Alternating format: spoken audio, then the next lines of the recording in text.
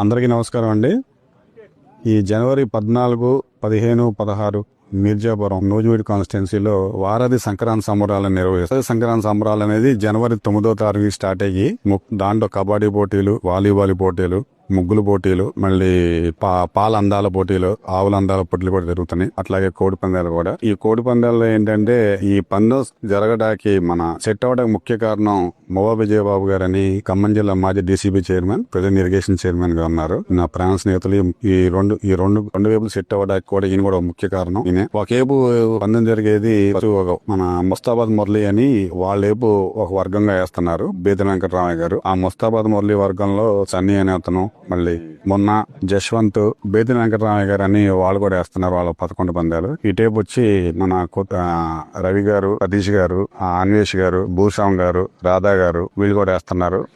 అశోక్ గారు, నాగేశ్వర గారు కూడా వేస్తున్నారు. ఈ 3 రోజులు రోజుకి 22 పందాలు చొప్పున జరుగుతూ ఉన్నాయి. అట్లాగే ఫస్ట్ ముసుగు కాకుండా ముసుగు తర్వాత నుంచి 6 పందాలు ఉన్నాయి. ఈ 6 పందాలు అంటే 3 రోజులు 18 పందాలు జరుగుతాయి. ఈ 18 పందాల్లో ఎవరు ఎక్కువ మెజార్టీ కొడితే ఆటోమేటిక్ గా ఒక పందెం కారు ప్రైజ్ ఉంది.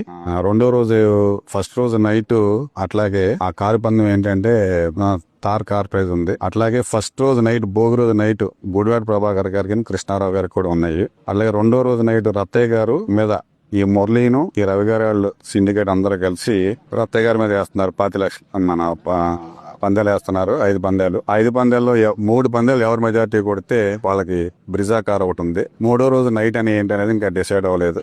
సాయంత్రం 6 కనుక క్లోజ్. అలాగే కొంచెం చిన్నది మురళీ గారి వర్గం తరఫున ఇందాక నసరాపేట రంగరాజు గారు గాని, బాలాజీ గారు గాని వీళ్ళు కూడా వేస్తున్నారు. పేరు చెప్పక మర్చిపోయాను.